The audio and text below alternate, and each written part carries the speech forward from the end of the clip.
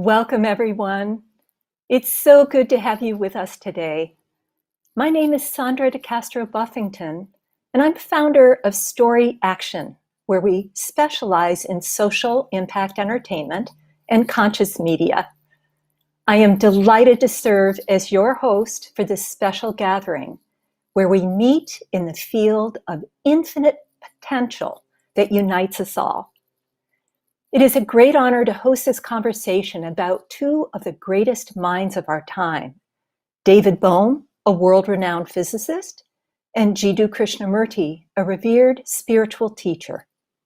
Their provocative dialogues uncover the truth of our human existence from two perspectives that lead to common conclusions about reality. David Bohm sought both scientific and spiritual illumination.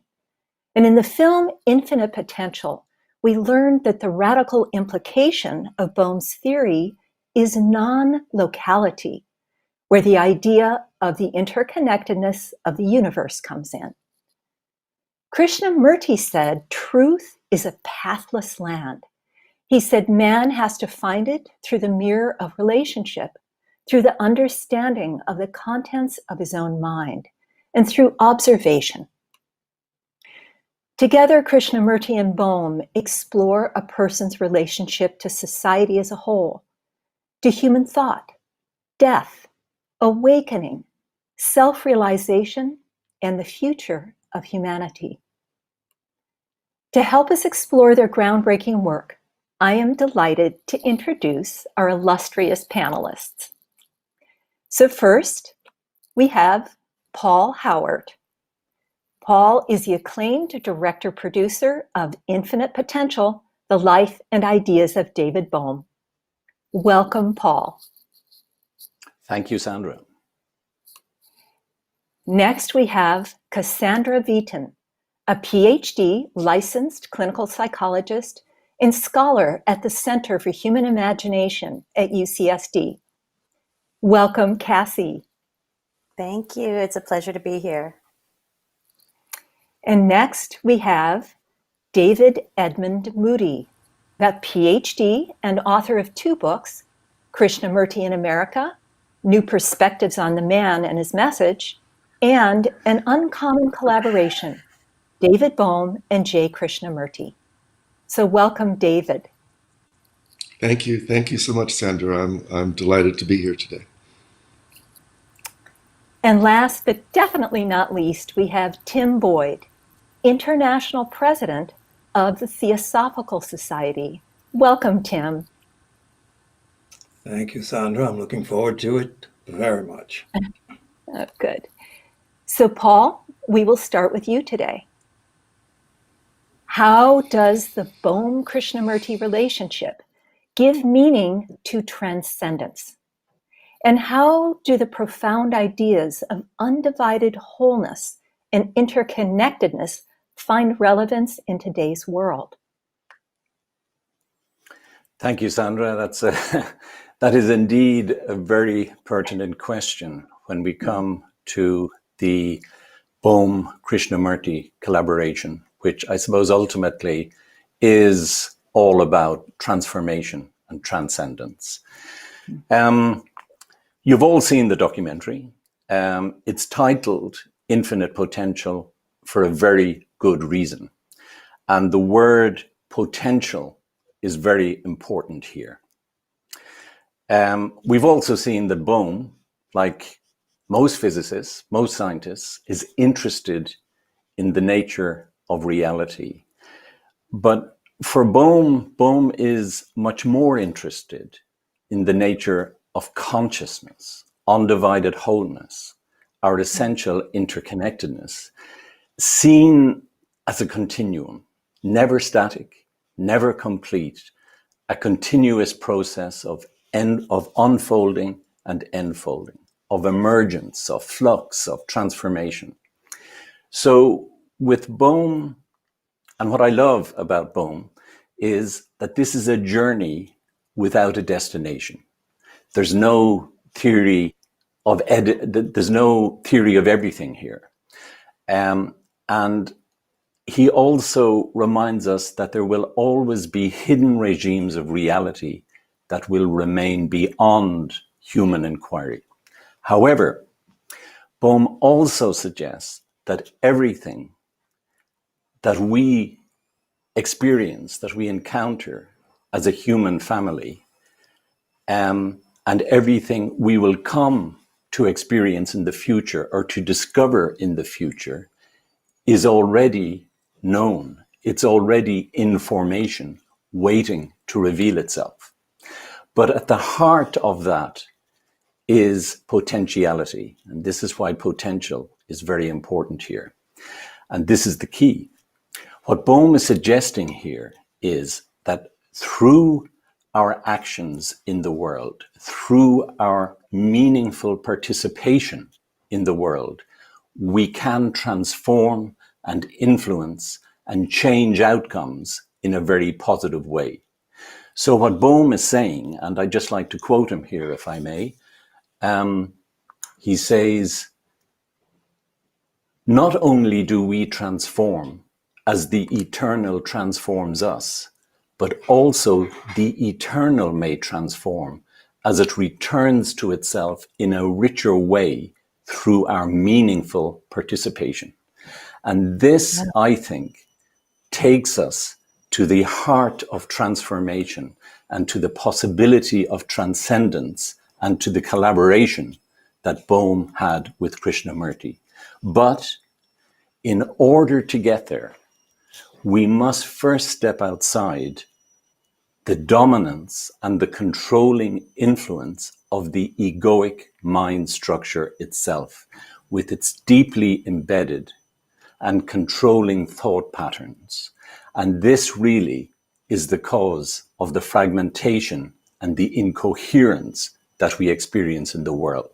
So it's by stepping out of the egoic mind that we can create, and this is the most important point, that we can create new perception that will lead to transformation and the possibility of transcendence. And that is where the groundbreaking ideas of Bohm and Bohm and Krishnamurti shared are, Thank you, Paul. are so relevant today. That is so powerful. And to you, Cassie, when Bohm realized that truth in science alone does not necessarily benefit society in the ways that Paul's addressing, he looked to Eastern philosophy. He said the observer is the observed, and the act of observing inwardly or seeing it changes it. Can you comment on how this relates to the nature of consciousness? Thank you, Sandra. And I love what Paul said. I'll just build on that by saying the same way he was talking about our participatory universe, this idea that the observer is the observed.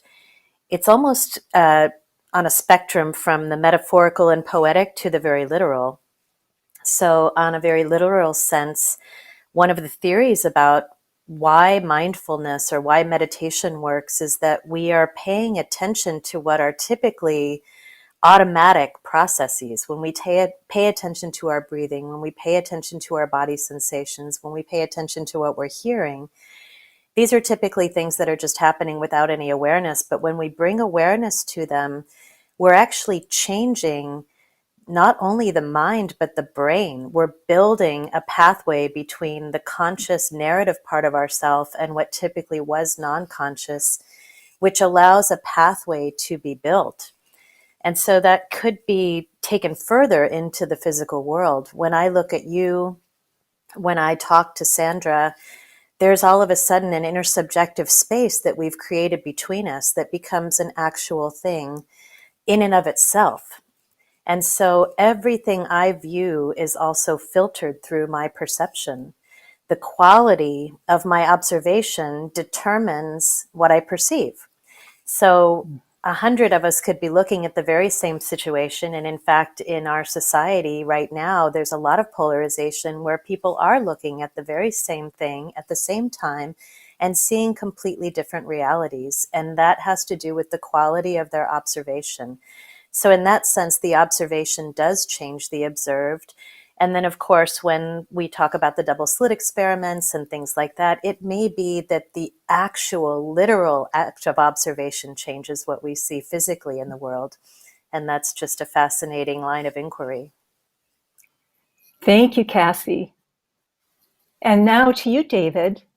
You have written a book on the relationship between Bohm and Krishnamurti. What was the nature or quality of their relationship? Was Bohm a devotee or follower of Krishnamurti, or should I say, was Krishnamurti the guru of Bohm? Okay, thank you, Sandra. Thank you for that question. It's an important question. I would just begin by saying that Krishnamurti was definitely not David Bohm's guru. Krishnamurti categorically rejected the role of guru. He wasn't the guru to anyone. And Bohm, for his part, wouldn't have accepted anyone as his guru. These were two completely independent thinkers who met on a kind of a level playing field, and they each brought their own completely independent mind and spirit to a mutual exploration with one another. But it's a very good question. It's an important question that you raised, because Krishnamurti is so commonly misunderstood, especially in the United States where I live. Just the very name Krishna anything, and then if you attach the label, Indian philosopher, immediately, at least in this country, people automatically just get an image of, guru, mystic, followers, maybe some kind of cult or something. And this is just completely contrary to what Krishnamurti actually was all about. It's really not accurate to call him an Indian philosopher. Among other things, he spent his home for most of his adult life was in the United States. He happened to be born in India, but he completely rejected any form of nationality. And he was not an exponent or proponent of Indian philosophy. So when you say Indian philosopher, it kind of implies that he's a spokesman for Indian philosophy, but he was not. Krishnamurti was completely original, and he spoke what he perceived by himself. He was not an exponent of any tradition from Hinduism or Buddhism or anything of that nature. So the most accurate way you could possibly call Krishnamurti a philosopher, a speaker, an author, an educator, but it's really wrong to associate him with any particular nationality. And I would just sum up by saying that, both men were completely original. It's very hard to categorize either one. It's true that Bohm was a theoretical physicist, but as the film points out, he was so much more than that.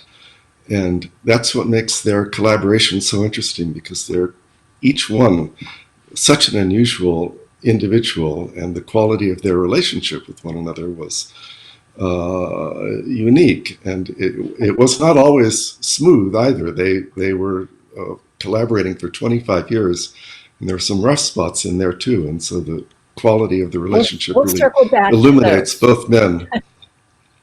We'll circle That's all. back. I just wanted to say that. That part will be very interesting to hear. I'd like to go to Tim. And Tim, you live in Chicago, and you created a spiritual community there and worked with at-risk youth to create award-winning organic food gardens and also housing for low-income families.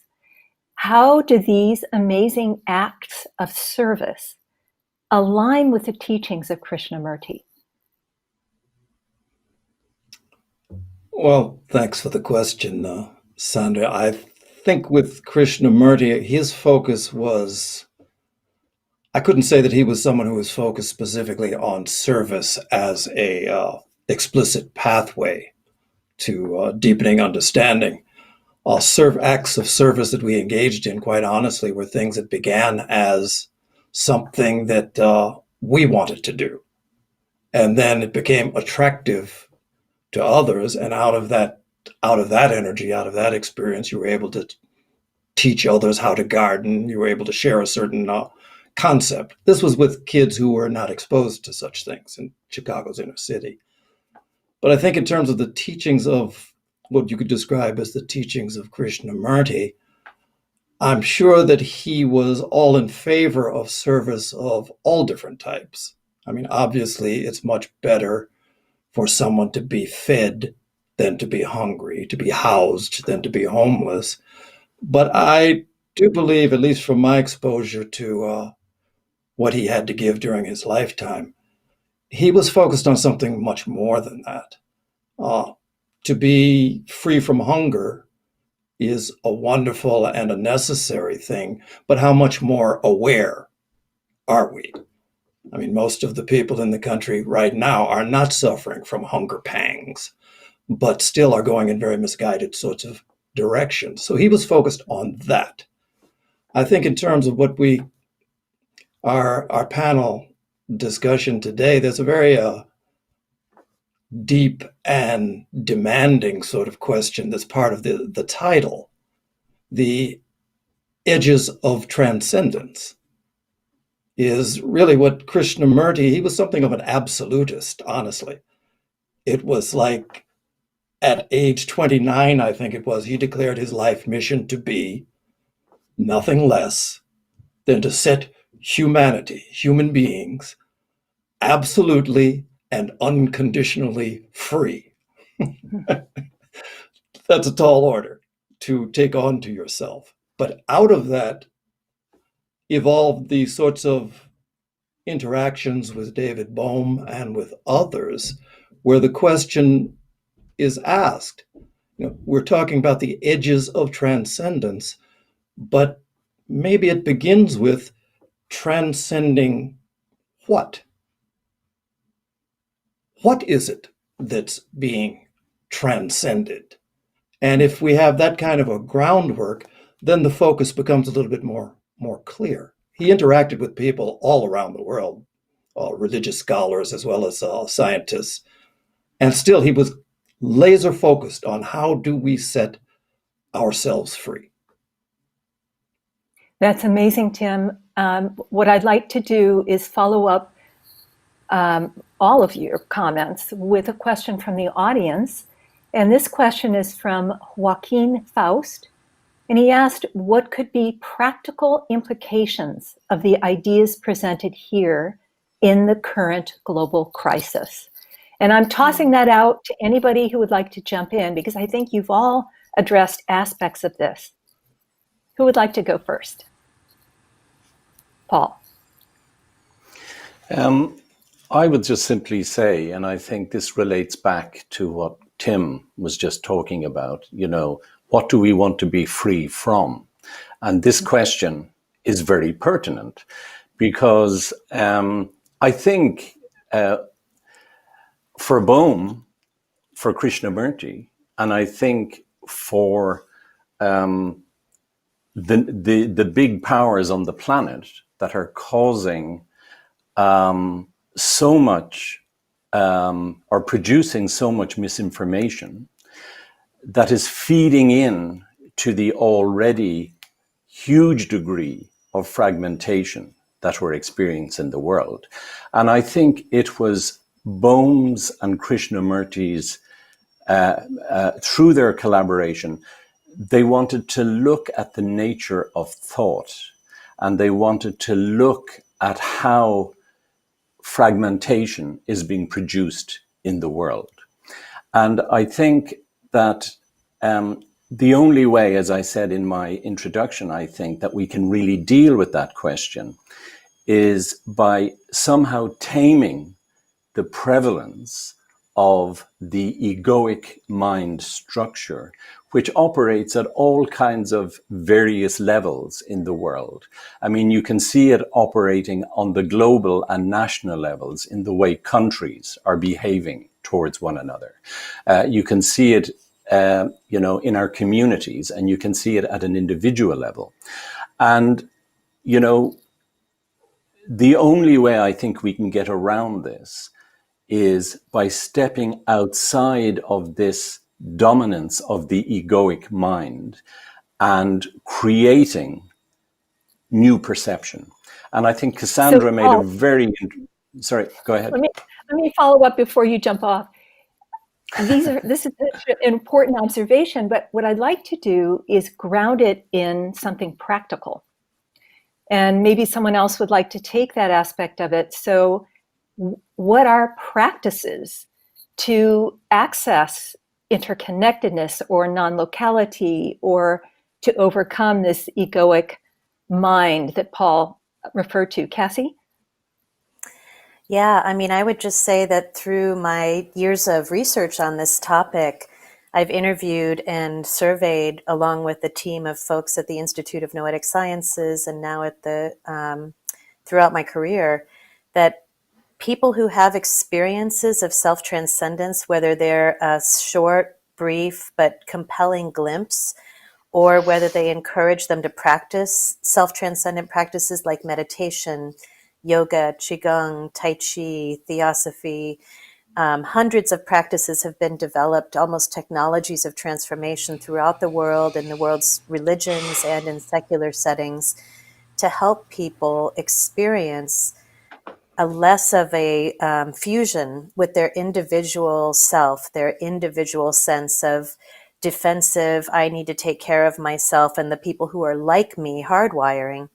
And when they do that, it becomes very difficult for them to engage in behaviors that harm others while benefiting themselves. And it becomes increasingly difficult for people to see people who are different from them as other. And so that's a very practical thing, is that we can give people mind-body practices and tools and experiences. We can create conditions under which they might be most likely to feel safe enough to allow us an experience, a revealing of this aspect of our being in reality that can really change their thinking and behavior into the future. Hey, that's beautiful, Cassie. Thank you. Yes, David. Okay, thank you. Yes, so I am sorry to have to be a little bit of a contrarian here, but I can kind of hear Krishnamurti turning over in his grave when you talk about practical techniques for transformation.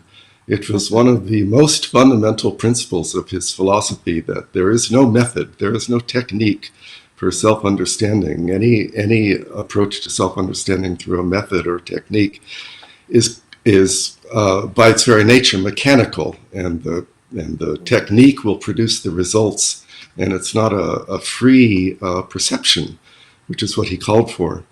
And to come back to the question of what will create a change in society at large, Krishnamurti's point of view was that change must begin with the individual. If you're concerned with society at large, fine, but begin with yourself. Find out how you yourself are contributing to the conflict in the world and the fragmentation that Paul Howard so accurately described. So another question from the audience is, and this is from George Panathas, how can a box, which is my consciousness or mind, see outside of the box? Is it possible? Tim, did you want to respond? Yeah. Please. I mean, a lot of the questions kind of link together. Again, the question really is, what is it I can do? What is a practical element? And as David stated, Krishnamurti was unflinchingly absolute in his view. There is no formula that will lead toward the sort of understanding that he proposed. That being said, we're still stuck here having to do something at our whatever our level may be.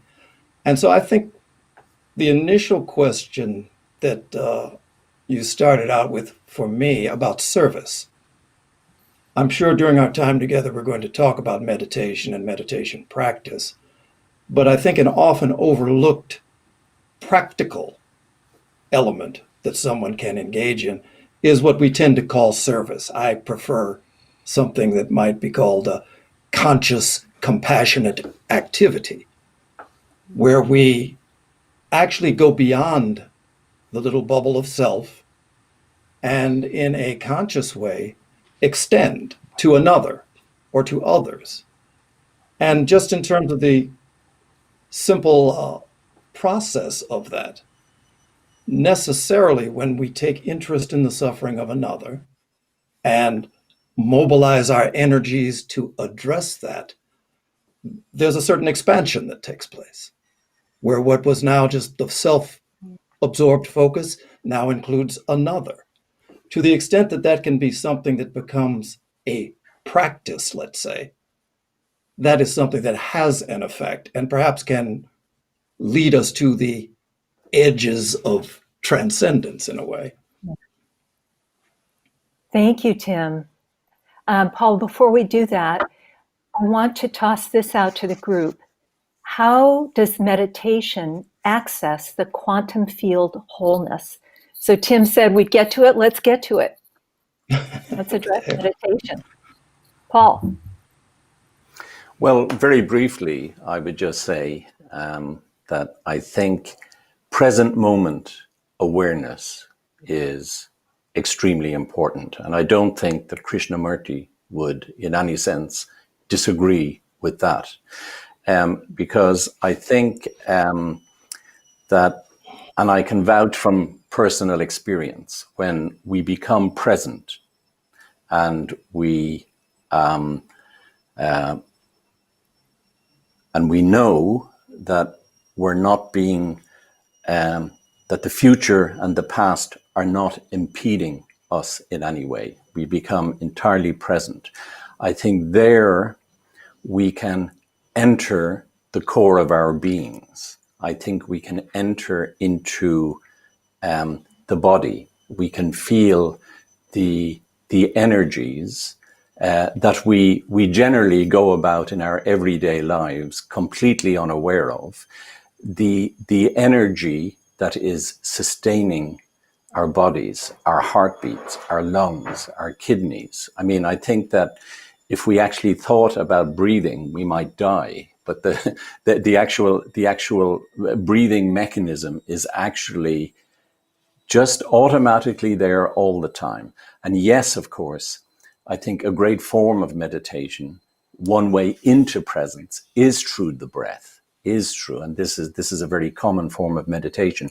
But I think when you go into the inner body and you feel the energy field of the inner body, then you can connect that energy field to nature and to the outer world. So that, for example, when you take a walk in a park or you take a walk on a beach, you can feel the same energy vibrations, the underlying vibrations that sustain the universe. And this is actually getting then very close to what Bohm would have called the quantum potential, that energy presence in the universe that is the informing action that brings our universe into being. Thank you, Paul. Yes, David. Again, with just two quick points. One is with respect to meditation. Again, Krishnamurti absolutely rejected every form of technique with respect to meditation, examining the breath or what have you. He felt every technique or method of that kind for meditation only dulls the mind. He felt meditation was very important, but it is not to be achieved through any of these techniques. The other point I wanted to make was to come back and kind of correct something I said previously with respect to what do Krishnamurti and Bohm say we can do in the world.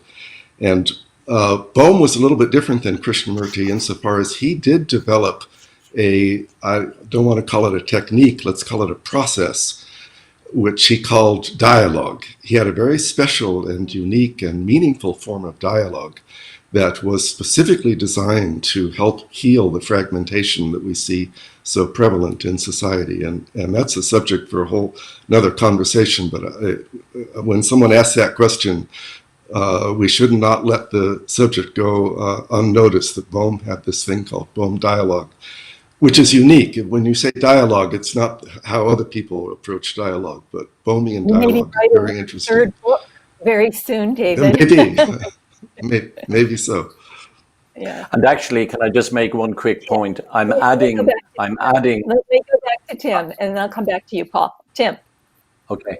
Sorry. Okay. Just following up on what David has just talked about, I think we have to make something of a distinction about meditation practice versus meditation. And I think that was something of the point that David was making. There is a lot that goes into the practice of meditation. And ideally, it's something that through practice, there's a certain sort of capacity to remain in the moment that we cultivate. But meditation practice it has biological effects. It has effects on the structure of the brain itself, so many different things. But we make a mistake if we confuse the practice with the actual experience or the mind that is meditative. Because the difference, part of the difference, entering into this quantum field wholeness, which really can be expressed as perhaps entering into an experience of interdependence, interconnection, unity, one of those words, is something that takes place beyond the practice. It takes place beyond the thoughts. Once the thoughts die down, once we find ourselves in some way removed from that, it's much like, water merging with water. You have a drop of water. It has a very specific identity, but it is in no way different from the ocean with which it somehow, that membrane dissolves, and then there's this sense of what we could call genuine meditation. And that's a very different experience. Cassie. Thank you, Tim. Yeah, I just wanted to go back to the question from the audience about the box. And, if we are one, then how can you get outside of the one to see the one? And, the Zen master Suzuki Roshi had this great saying, not two, not one. And in the film, there were so many paradoxes. And in some ways, the evolution has to do with being able to hold these paradoxes that we are one and we are differentiated into infinite different manifestations of the one. And there is a way that those manifestations of the one can see each other and investigate each other. And it doesn't, I don't think, make this reality or the separate reality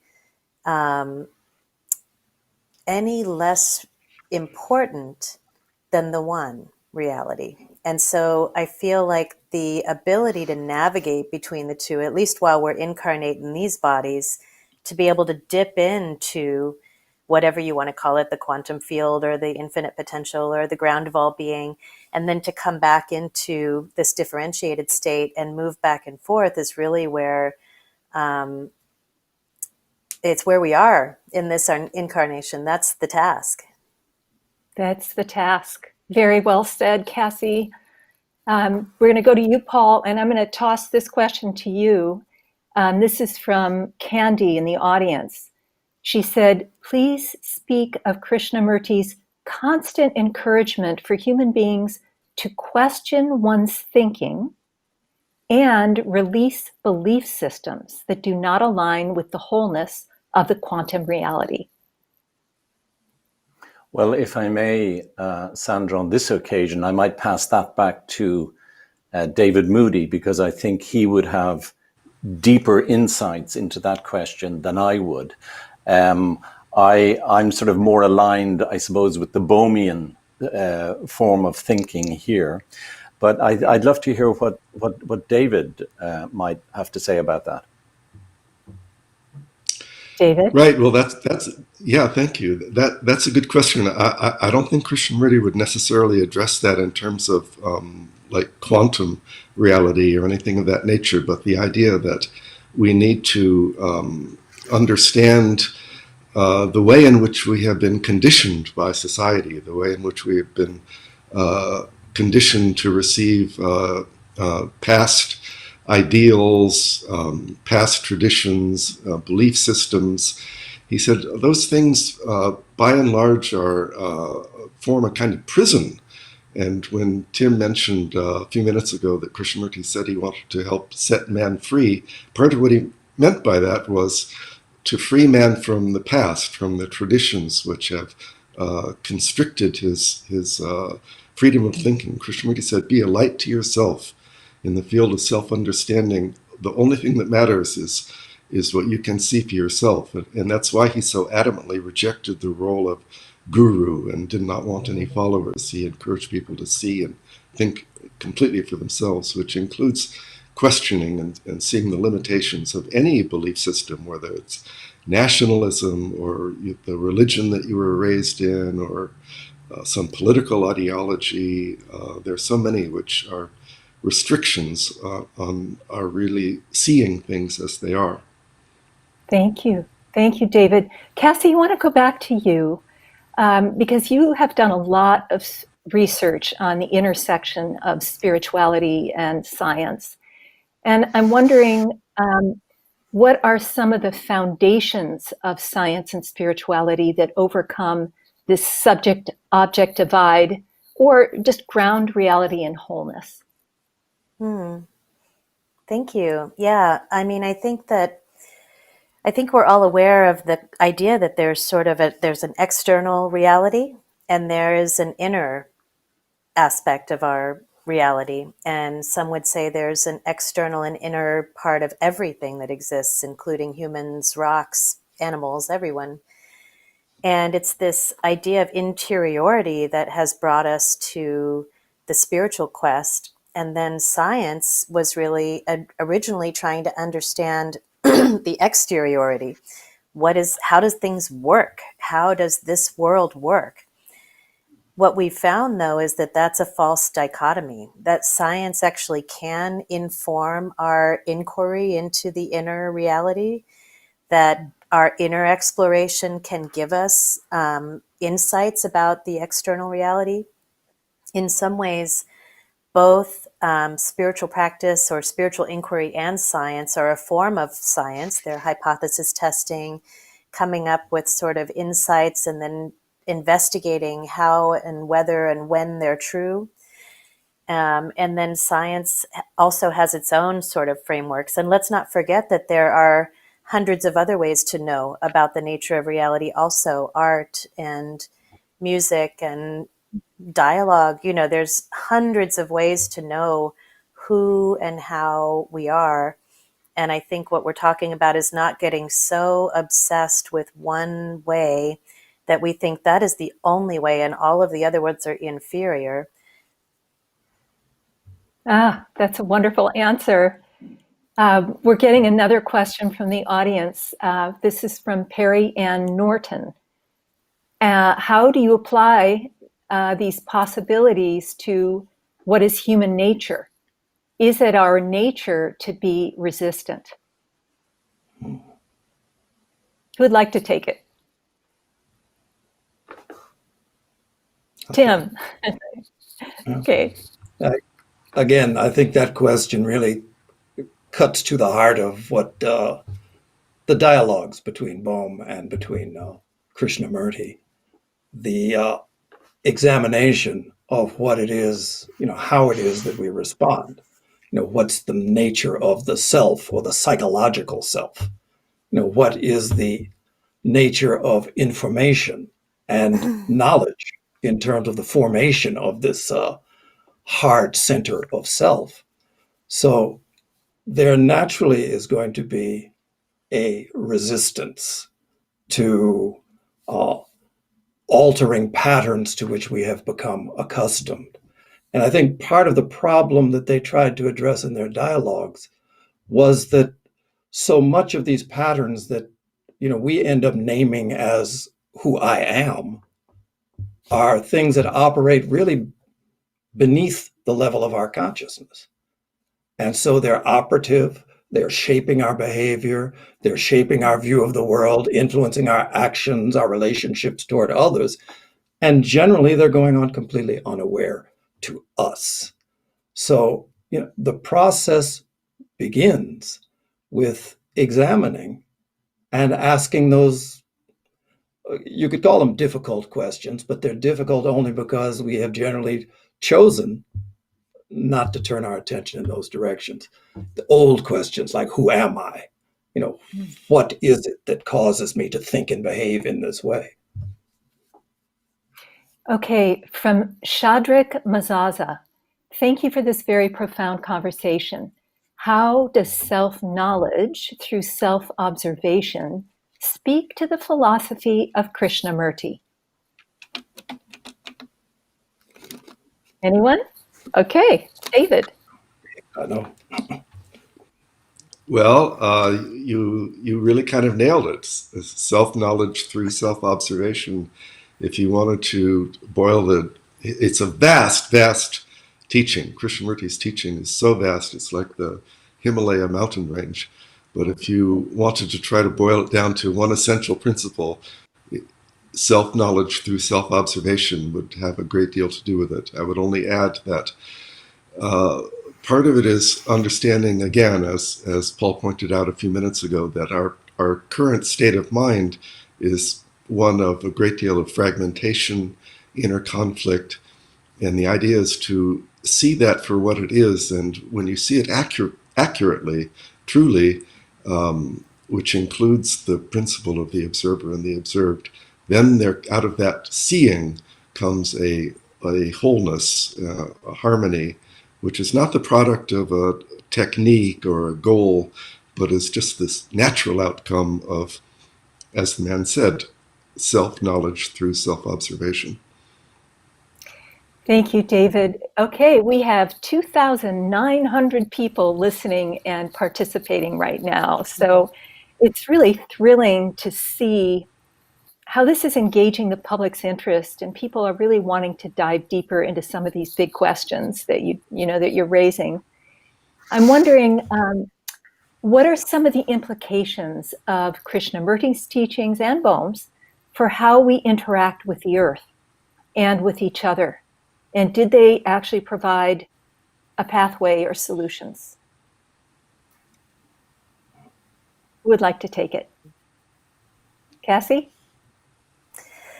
Well, yes, I'm not a Krishnamurti scholar. I couldn't call myself a Bohm scholar, but what I can tell you from what I know about both of their work and what we saw in the film is, once again, that when we are able to connect to the realization or the revealing of the interconnected aspect of reality, which may be actually the full aspect, but let's call it the interconnected field, and we have a visceral experience of this, an awakening of this, it's very difficult to harm others and the planet after having had that. It's hard, it's difficult to unsee when we have seen at a basic level the interdependence of everything and everyone on the planet, when we get a sense of perspective of how actually small and fragile the planet is, when we may earlier have thought, well, what does the other side of the world have to do with me? It's so far away, it's so different. Really not so far away, not so different. And so many people who have had these realizations or experiences will find themselves very naturally being drawn to not only wanting to be of service to others, but wanting to be of service to the planet and to shifting the environmental degradation that has been happening through our exploitive approach to the planet, our mechanistic approach. Okay, thank you. And well, we'll go to Paul and then David. Thank you. Yeah, just picking up on what Cassandra is saying there, that, Bohm said that really wholeness is a kind of an attitude to the whole of life. That, in other words, if we have a coherent approach to reality, reality will respond coherently to us. But the problem is that currently we don't have coherence and we're not responding in a coherent way to reality. So we're not getting the results that we would like. Okay, David. 2 quick points. One is that relationship with nature was extremely important to Krishnamurti in his life and in his teachings. He said, if you don't have a relationship with nature, you can't have a relationship with human beings. He used to take long walks in the hills around Ojai, California by himself, and he would write about it. One of his first books, called Commentaries on Living, consists of matching descriptions of things he had seen in nature with interviews that he did with people, so that you could see the relationship and contrast between the perception of the natural world and the problems of human beings. With respect to Bohm, I think that Bohm's study of physics, of quantum mechanics, the finest, most subtle level of matter, that was his way of studying nature. He didn't study nature the way Krishnamurti did, by taking long walks, hills around Ojai. He studied nature by seeing into the essential being of matter. It was another approach, but just as meaningful in its own way. And David, you actually took walks with Krishnamurti and Bohm, didn't you? And what was it like to be with these people, even if they weren't walks? I know you were with both of them, weren't you? I was. Krishnamurti took a lot of walks, and I would have loved to go on walks with him, but he mostly liked to take walks with just one or two select people, and I was not included in that group. But I saw him a lot in more casual settings, mostly at the lunch table, actually. Every day he would have lunch with a dozen or so people, and he was completely unassuming, completely unpretentious. If you didn't know his reputation, you would just think he was a very nice, kind, gentle, very well-mannered, but kind of shy person. You didn't get a sense of the tremendous clarity and richness and depth of his mind that you see from the public platform. Bohm was much more accessible as someone to walk with. Bohm was a great talker and a great walker, and I had many, many conversations with Bohm, walking and talking. And the most salient characteristic of that is that Bohm's capacity for talking was inexhaustible. He could carry on and carry on, and all of it was so lucid and interesting. You never wanted to interrupt him. But it just went on and on. It was really an extraordinary demonstration of his very unique mind. And how did that impact your life? You know, I think kind of implicitly, to borrow a word which is so important to Bohm, it was not in any particular thing that I can describe, but just a matter of absorbing how these two extraordinary men navigated the world. You kind of pick something up implicitly, which is hard to describe, but it gives you a sense of, to be in contact with such extraordinary minds and see how they think and talk. It gives you a greater sense of confidence in your own way, somehow, of navigating the world. I love that. To develop more confidence in yourself in association with them. It kind of goes back to what Cassie said in the beginning about that relationship kind of becomes its own entity and has impact on us. So, okay, let's go to Paul. Did you want to chime in? Well, just a small chime in here. I think that it's very interesting when you look at Bohm and Krishnamurti in the conversations and the dialogues that they had. You kind of get the feeling that Bohm has this great ability to draw Krishnamurti out. And, you know, David might sort of correct me here, but as far as I understand, Krishnamurti, before he met Bohm, would have been used to sitting on a podium in delivering monologues to hundreds, maybe thousands of people at once. So I think it must have been an extraordinary encounter for both of them. Both, by the way, who actually, as we know, rejected the backgrounds from which they came from. Bohm rejecting the kind of scientific orthodoxy, and, as Tim said earlier, Krishnamurti rejecting the Theosophical Society that nurtured him up to about the age of 27. But you have Krishnamurti delivering monologues, and then he goes into dialogue with Bohm. But you really get this sense that, at least I do, that Bohm is drawing Krishnamurti out. And it must have been wonderful for Krishnamurti to have such a person to explore these groundbreaking ideas with. Okay, that's amazing. Now we're going to go to Benny Locos, who's in our audience. Sandra, before And we he said, before we get too far along, yes. let me just say one thing, because Paul Okay. made the point that I had at one point said that Krishnamurti rejected the Theosophical Society. To clarify, that's not exactly what I would have said.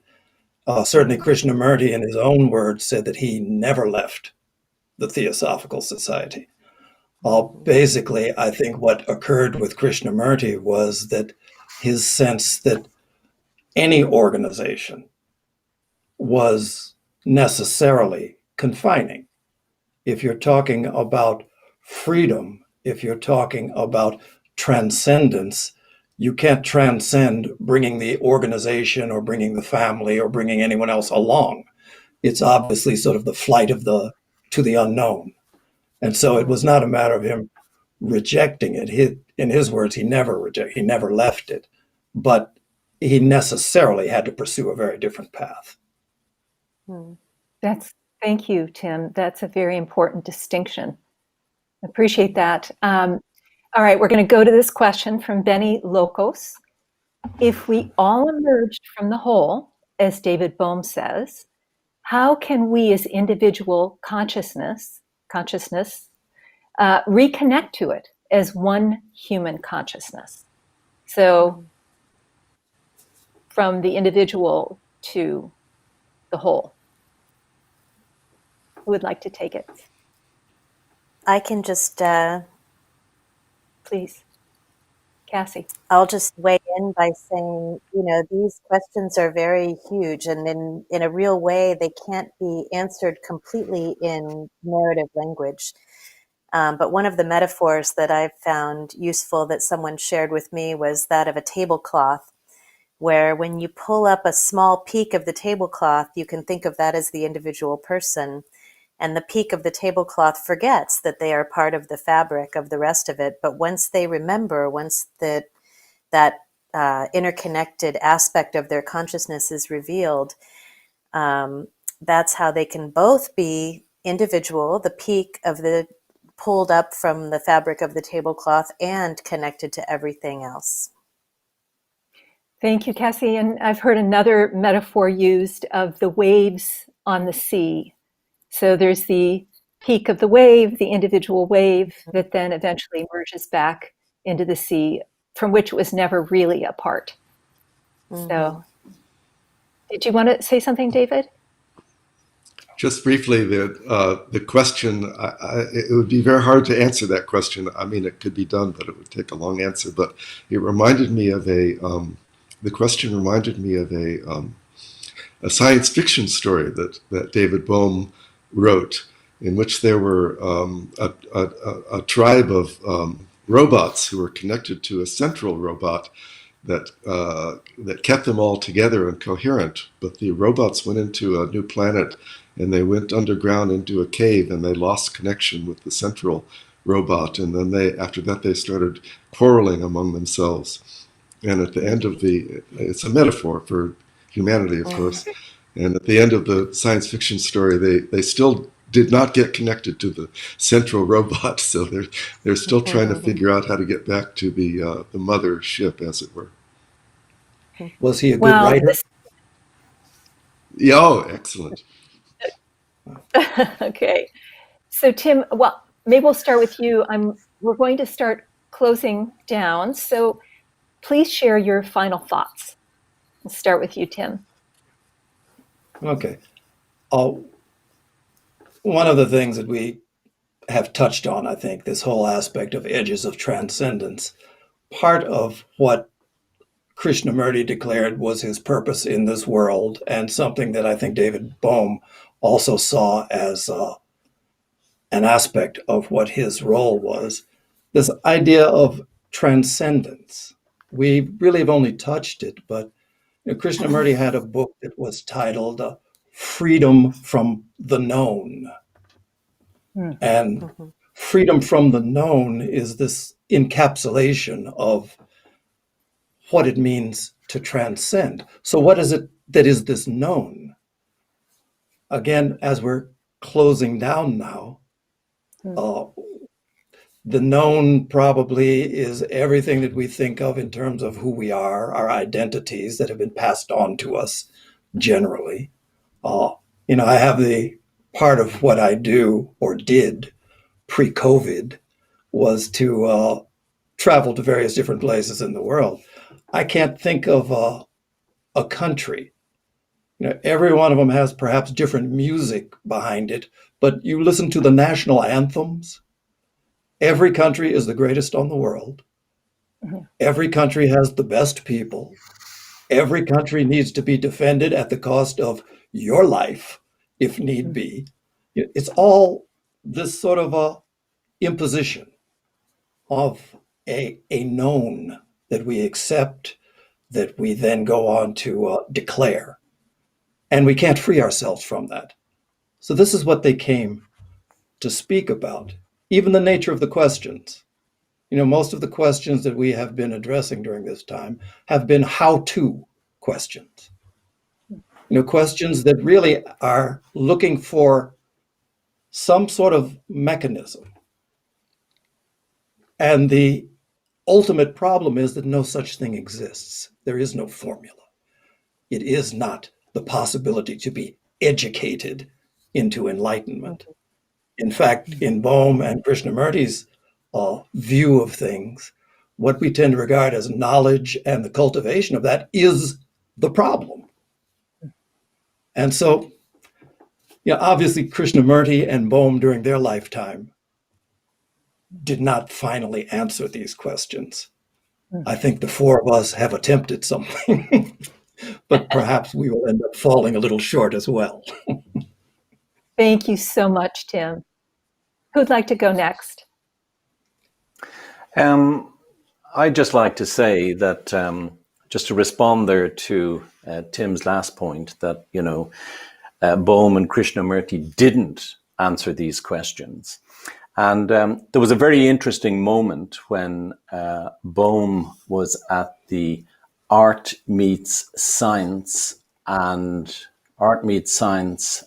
Spirituality conference in a changing economy back in 1990 in Amsterdam. And, he was asked a similar question, is it a case that we're going to arrive at some destination? In other words, when we come to a full realization of wholeness, I think the moderator on the occasion put it to him, when we arrive there, when we have this realization of wholeness, can we now say that we're in heaven? And Bohm's response to that was, the point is, you never get there. Okay, thank you, Paul. Very important. Cassie, would you like to go next? Please. Sure. Yeah, I think that, this is sort of like it could be a new law of physics or a new law of human nature or the nature of reality, which is that when we develop methods of knowing the truth or easing suffering or revealing more clearly what is so, we do tend to crystallize or concretize those methods into what then become very difficult to escape from frameworks. And I think that's just part of human nature. Our minds are hardwired to set up categories so that we can essentially put them into our unconscious and move forward. And this quest for truth can't be crystallized and popped into the unconscious, because when that happens, it becomes rapidly out of date.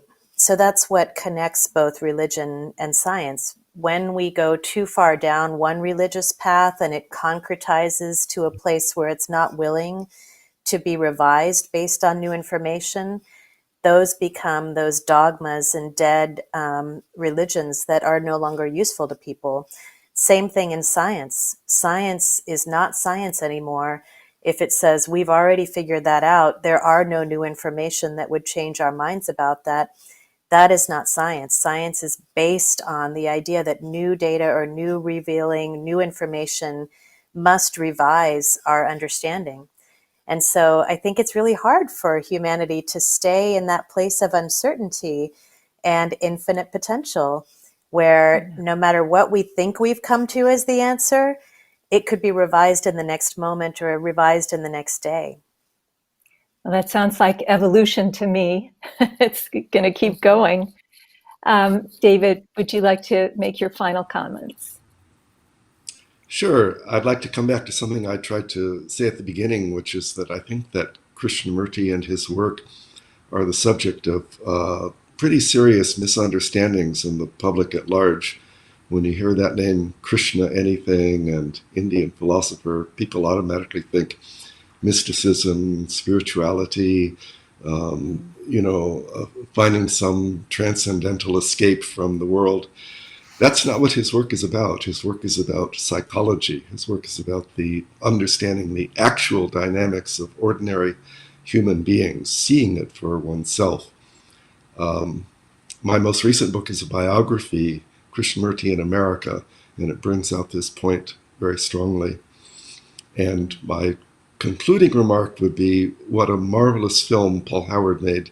He took a tremendously large subject, Bohm's mind and vision, and he translated it into a film splendidly and beautifully, and we all owe him a great debt of gratitude.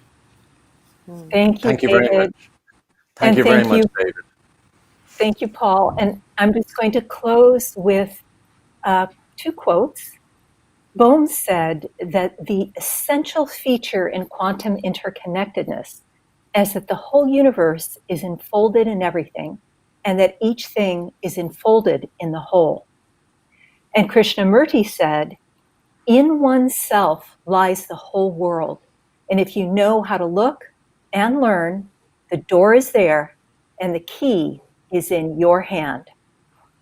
So please join me in thanking our esteemed panelists for a wonderful exchange. And please share this film widely with family and friends. And you can find it at infinitepotential.com. Thank you all. Thank you, Sandra. Thank you so very much.